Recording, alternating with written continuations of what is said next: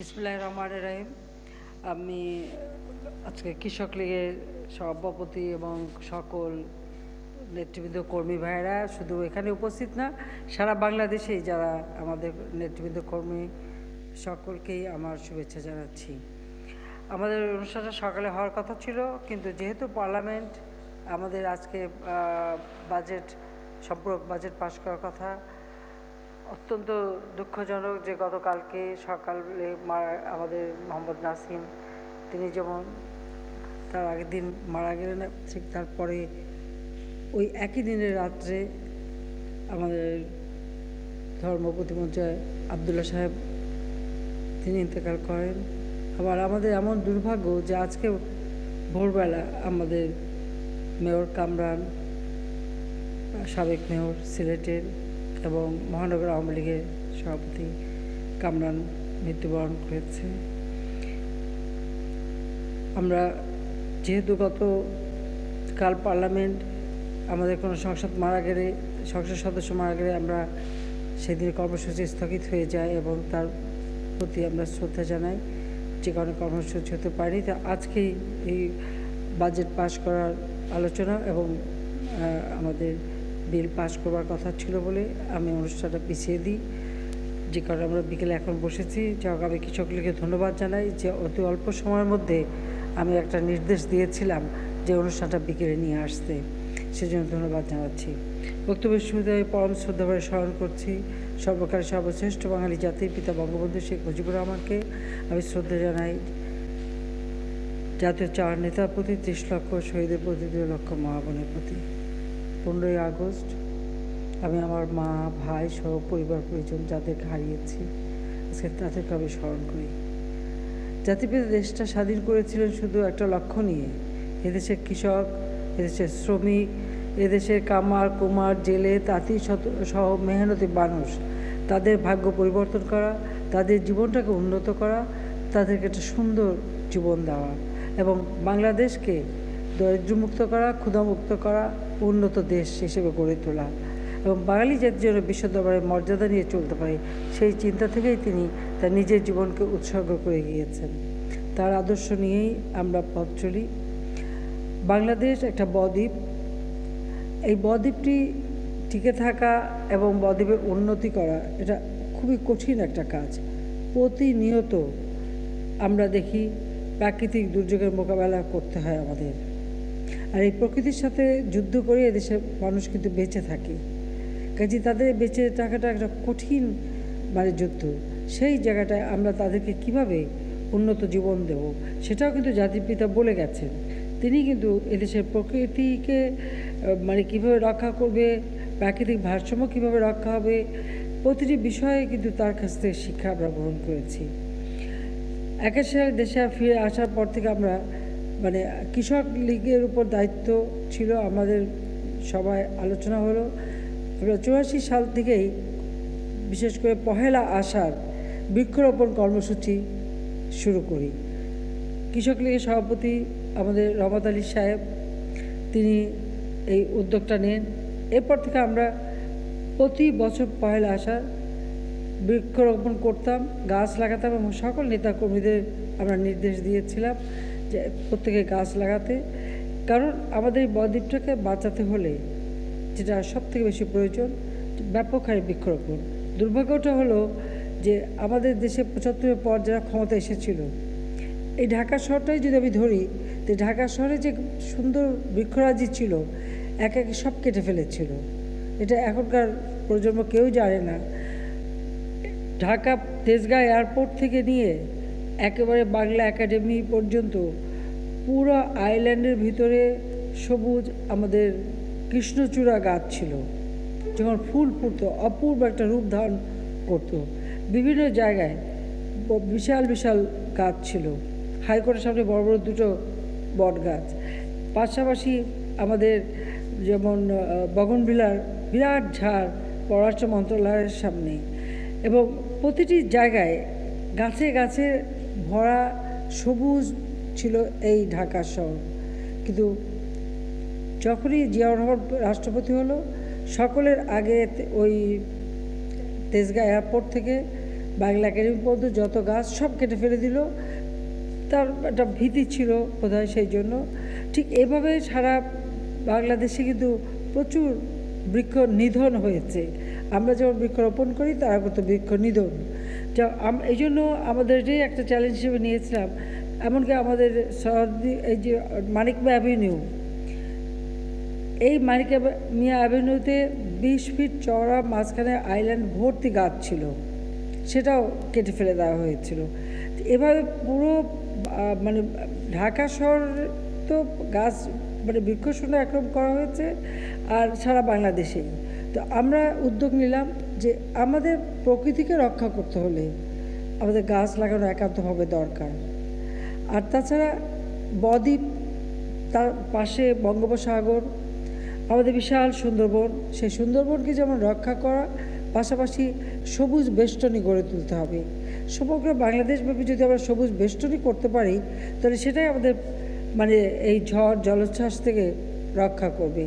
আমরা সেভাবে উদ্যোগ নিয়ে আমরা 3টি গাছ লাগানোর সিদ্ধান্ত নিয়েছিলাম।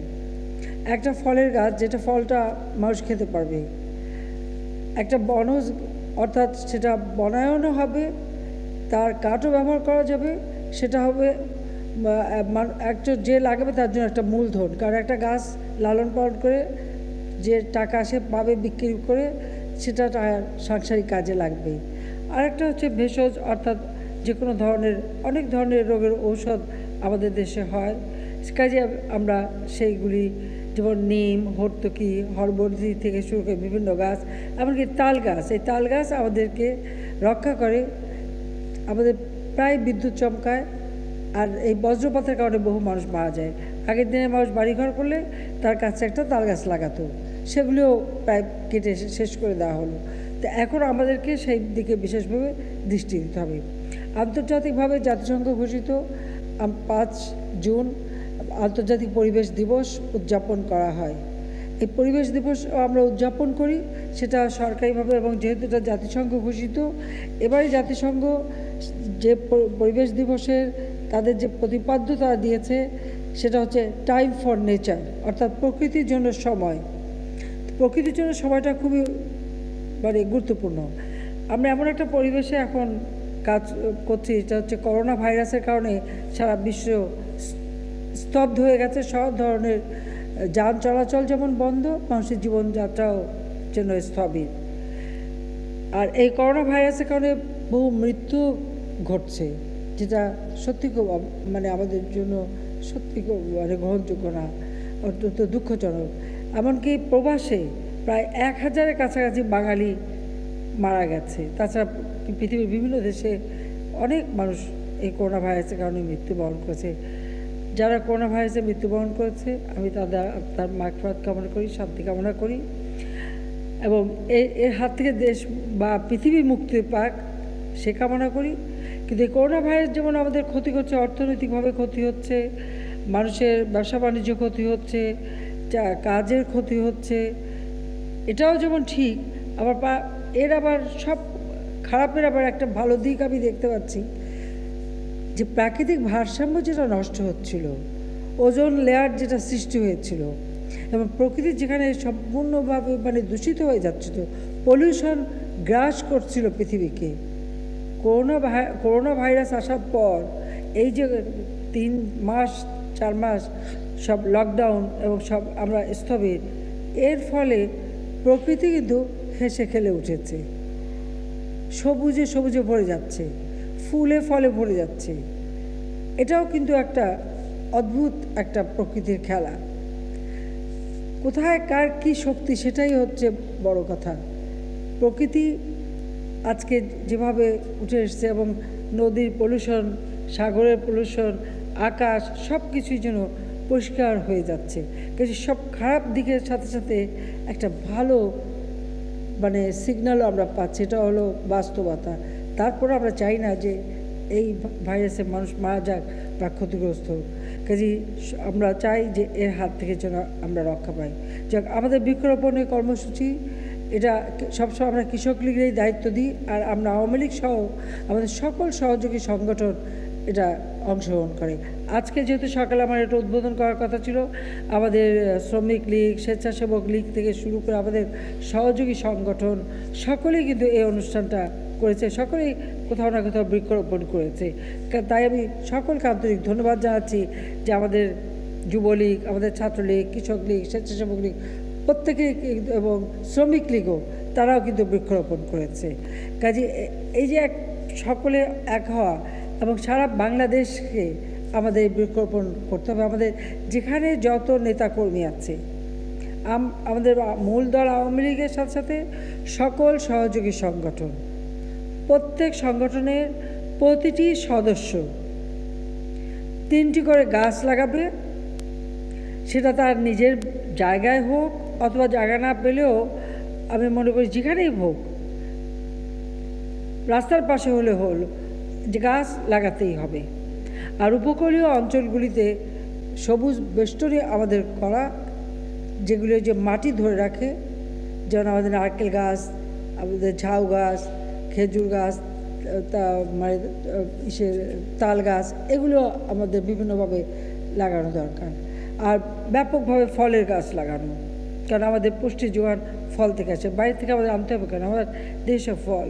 আমি 96 সালে সরকার এসে দেখেছিলাম যে আমাদের গবেষণার জন্য 1টি টাকাও ছিল না।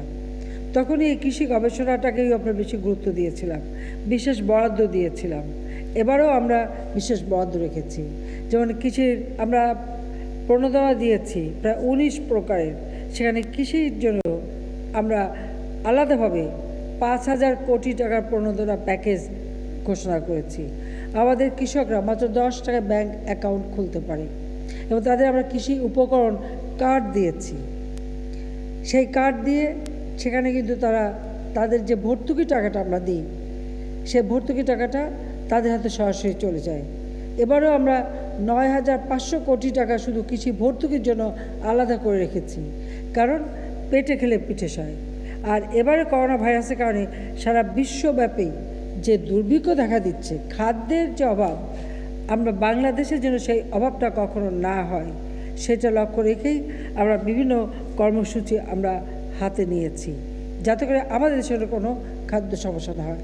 আমি ধন্যবাদ জানাই যে আমরা যেমন ফসল তোলা নিয়ে যে সমস্যাটা ছিল, ধান কাটা, আমি প্রথমে ছাত্রলীগের দায়িত্ব দিলাম, তারা ছুটে গেল কৃষকদের পাশে, নিজেরা মাঠে নেমে ধান কাটতে শুরু করলো। সেই সাথে আমাদের কৃষক লীগ প্রতিটি জায়গায় তারাও নেমে পড়লেন এবং কৃষকদের পাশে থেকে, সেই সাথে সাথে আমাদের স্বেচ্ছাসেবক লীগ, যুবলীগ, আওয়ামী লীগ সকলে নেমে ধান উঠে গেল। এবার যে ঘূর্ণিঝড় আমফান এসেছিল, সময় মতো যদি ধানটা না তুলতাম আমাদের কিন্তু অনেক ক্ষতি হয়ে যেতে পারত। কিন্তু এই যে সকলে মিলে আপনারা যে ধান তুলে দিলেন কৃষকের কাছে এবং ধান কাটাটা, এটা একটা উৎসবের মতো পরিণত হয়ে গেছিল বাংলাদেশে। সেজন্য সবাইকে আমার আন্তরিক অভিনন্দন জানাই, ধন্যবাদ জানাই। যে কোনো কাজ একটা উৎসবের মতো পরিণত হয়ে গেছিল বাংলাদেশে। সেজন্য সবাইকে আমার আন্তরিক অভিনন্দন জানাই, ধন্যবাদ জানাই।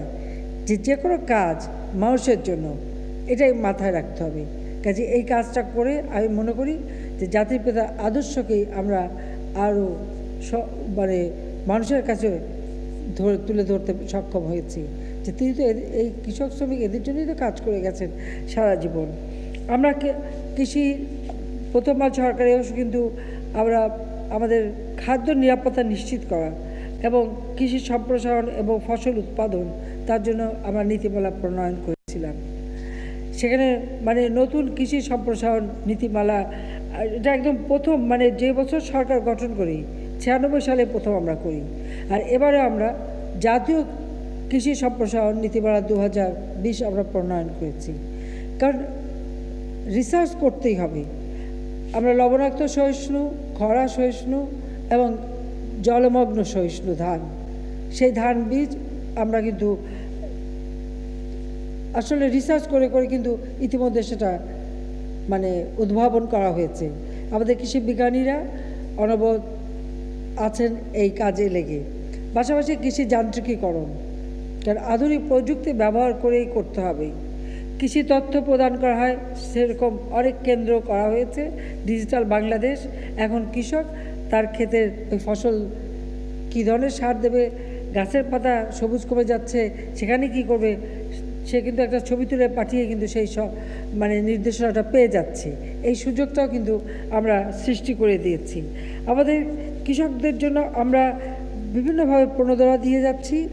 আর কৃষি যান্ত্রিকীকরণটাকে আরও আমরা উৎসাহিত করতে চাই।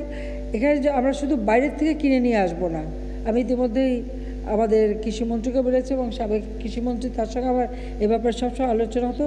আমাদের মেশিন টুলস ফ্যাক্টরি আছে, ডিজেল প্লান্ট, সেখানেও কিন্তু আমরা এই কৃষি যন্ত্রগুলি অ্যাসেম্বল করতে পারি, প্রস্তুত করতে পারি, তৈরি করতে পারি। কিছু পার্টস এখানে তৈরি করতে পারি, কিছু তো আবার বাইরে থেকে আনতে হবে, আমরা অ্যাসেম্বল করতে পারি। কিন্তু এর জন্য গবেষণা করে করে কোন ধরনের কী দরকার সেটা আমাদের প্রয়োজন। এবং এর জন্য এবার আমরা ৩,১৯৮ কোটি টাকা কিন্তু বরাদ্দ রেখেছি কৃষি যান্ত্রিকীকরণ করার জন্য, যেটা একেবারে আমরা গ্রাম পর্যায়ে পৌঁছে দেব। পৃথিবী এগিয়ে যাচ্ছে, কাজে আমরা চাচ্ছি আমাদেরও প্রতিটি ক্ষেত্রেই যেন একটা আধুনিক বিজ্ঞানসম্মত উন্নত একটা প্রযুক্তি ব্যবহার এই ধরনের ব্যবস্থার জন্য আমরা নিতে পারি। তার ফলে আমাদের উৎপাদন বৃদ্ধি পাবে।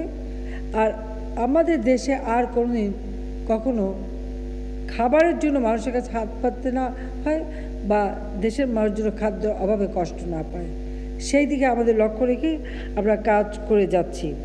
আমরা আমাদের সবসময় ওই চেষ্টাটাই থাকবে যে আমরা কীভাবে মাত্র 4% ইন্টারেস্টে কৃষক যাতে ঋণ নিতে পারে, যেমন সেটা হচ্ছে মশলা জাতীয় জিনিস উৎপাদন, সে ব্যবস্থাটাও আমরা নিয়েছি। আর যে 5,000 কোটি টাকা সেটাও কৃষকের জন্য আলাদা, এটা খুব বিশেষভাবে দিয়েছি।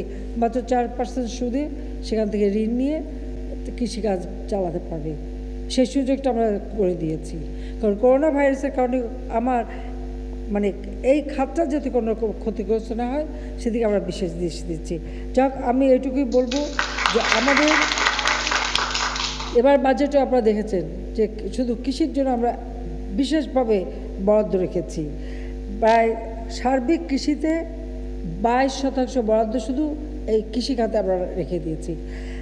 আমি ধন্যবাদ জানাচ্ছি যে এই একটা অস্বাভাবিক অবস্থার মধ্যেও এই যে বৃক্ষরোপণ কর্মসূচিটা আমরা নিলাম, এখানে শুধু এই উদ্বোধন করলে হবে না, কে কত গাছ লাগালো এবার সেটাও দেখতে চাই।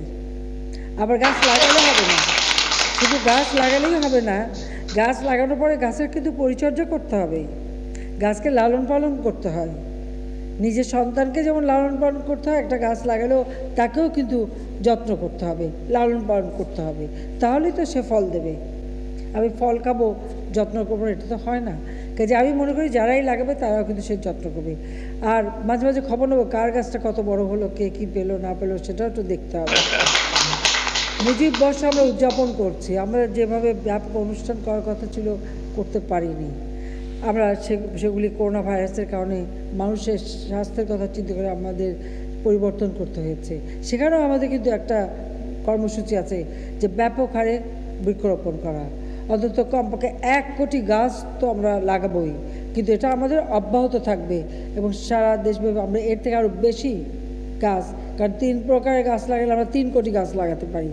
তো সেটা মাথায় রেখেই আমাদের প্রত্যেকটা নেতাকর্মী এবং দেশবাসীকে আমি আজকের দিনে আহ্বান জানাচ্ছি, পয়লা আষাঢ় আসুন সকলে মিলে গাছ লাগাই, গাছ লাগিয়ে দেশের পরিবেশ রক্ষা করি, আবার নিজেরা লাভবান হই। কারণ এই গাছ বিক্রির টাকাটা আপনাদের সংসারে অনেক উপযোগী হবে। তো সেই কথা বলেই আমি সবাইকে ধন্যবাদ জানিয়ে, এবং আমি যেহেতু প্রতি বছর আমরা গাছ লাগাতাম সবাই মিলে, এবার যেহেতু মানে সেটা হচ্ছে না, করোনা ভাইরাসের যে দূরত্ব, সে দূরত্ব বজায় রাখতে হচ্ছে, তারপর আমি কিন্তু গাছ লাগাবো এই গণভবনে। আমরা এখন আবার এই জন্য আমি আমাদের মাননীয় কৃষিমন্ত্রীকে এখানে রেখে দিয়েছি। আর তাছাড়া আমার সাথে আমাদের ট্রেজারারও আছে, কাজে টাকা পয়সার অসুবিধা আওয়ামী লীগের যাতে না হয়, ট্রেজারার আশিকুর রহমান সাহেব আছেন, আমাদের প্রচার সম্পাদক গোলাপও এখানে আছে। তা আমি সবাইকে এই আহ্বান করব যে আসুন এই মুজিব বর্ষে আমরা সকলে মিলে বৃক্ষরোপণ করে আমাদের এই দেশকে রক্ষা করি, দেশের পরিবেশ রক্ষা করি, আর মানুষের খাদ্য নিরাপত্তা আমরা নিশ্চিত করি। এই কথা বলি এবং সবাইকে ধন্যবাদ জানিয়ে আমি বৃক্ষরোপণ কর্মসূচি 1427 বাংলা শুভ উদ্বোধন ঘোষণা করছি। সবাইকে ধন্যবাদ। জয় বাংলা, জয় বঙ্গবন্ধু, বাংলাদেশ চিরজীবী হোক।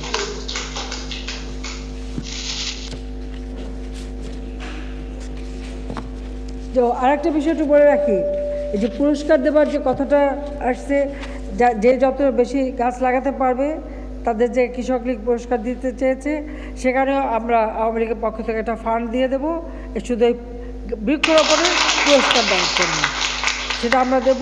এবং তাদের যাতে সবাই ভালোভাবে মানে ওটা সিড মানি থাকবে, প্রতি বছর আমরা বিশেষ পুরস্কার দেব।